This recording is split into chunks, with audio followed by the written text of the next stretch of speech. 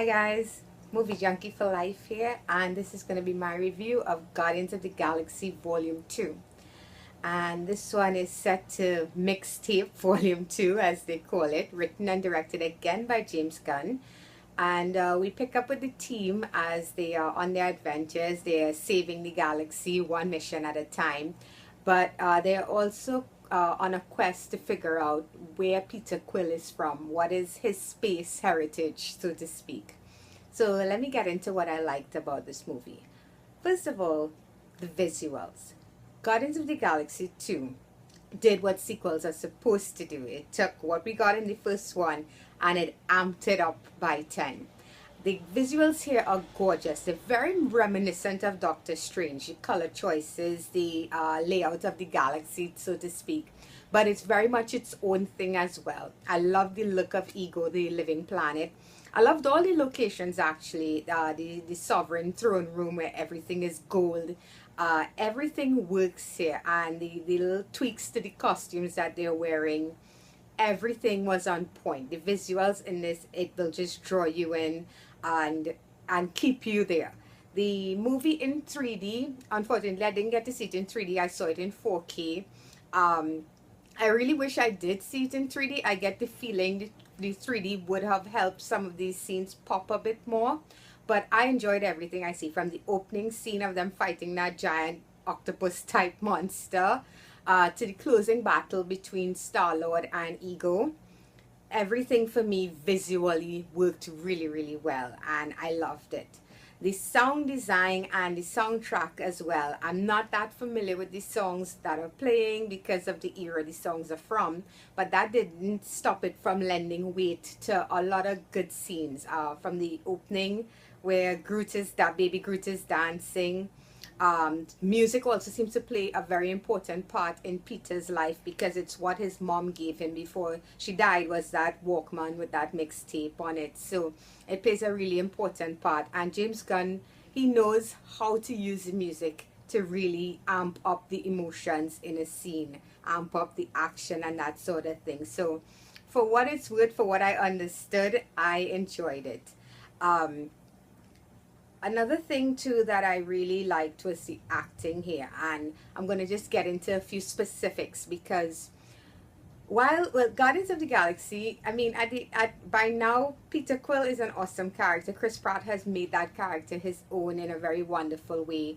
Everybody has their character down pat, but I really thought that Bradley Cooper's Rocket Raccoon, Batista's Drax, and Michael Rooker as Yondu, the three of them stood out the most to me.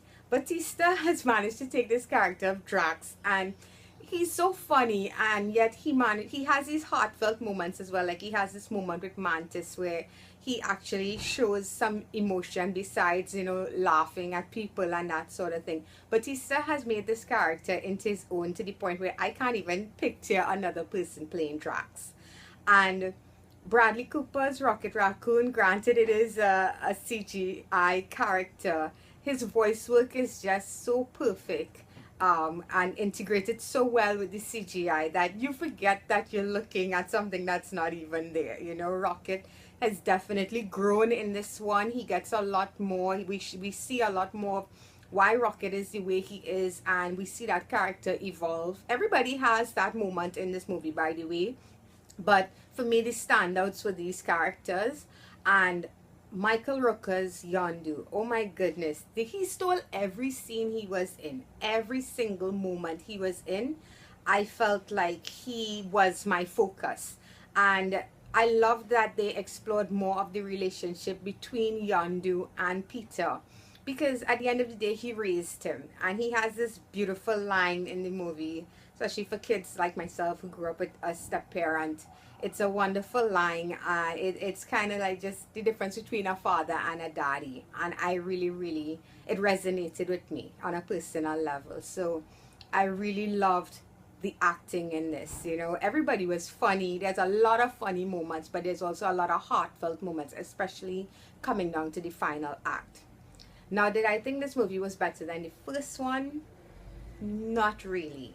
Guardians of the Galaxy Volume 2 I felt like the first half of this movie was very choppy. It's almost like they were trying to figure out where they wanted to go. I mean, obviously they knew that the main story being Peter and Ego, but everybody had their own thing going on. The main, I would say, like the main premise of this is about family, because the Guardians of the Galaxy are family, but they are a messed up kind of family, you know, and they're still trying to find where they fit in with each other, you know. And Gamora is dealing with Nebula, who also, by the way, did a lot of growing here and has a lot of pivotal scenes. There are a few times I felt like the actress who played her took it a little too far, but overall, Nebula becomes a character that I would love to see as a member of the team in this. So yeah, the good stuff is there, but there's also the, I don't know, the beginning just felt like it was all over the place for me. It's only when the team split up and things started to settle a bit that I got into the story, so to speak, but it felt a little all over the place. It wasn't as cohesive as the first one. It didn't have the rhythm that the first Guardian of the Galaxy had. Another issue for me was the Sovereign, the Gold People. I understand their purpose, because in the post-credit sequence we see the reason they were introduced in this story.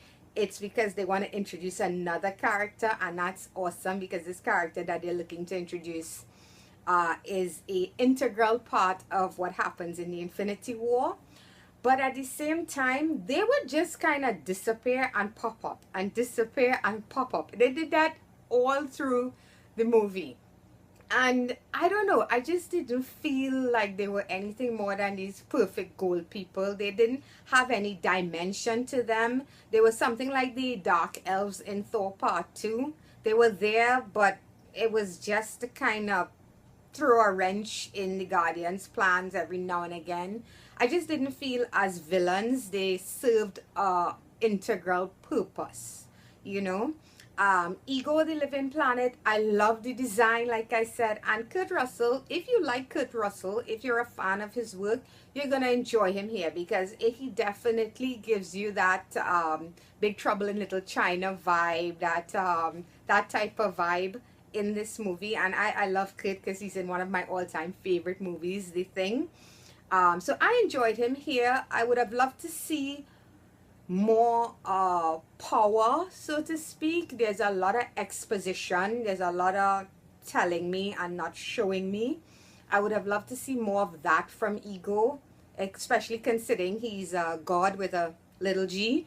But you know what they give me, I could work with it. So overall, guys, Guardians of the Galaxy, it's a must-see. I definitely recommend it. If you enjoyed the first movie, you're gonna like this one. It's a good movie. It's a really solid addition to the Marvel franchise. I just didn't think it was as, for want of a better word, perfect as Guardians of the Galaxy Volume 1. But I'm definitely on board. I enjoyed this movie, and I can't wait to see what they do with Volume 3.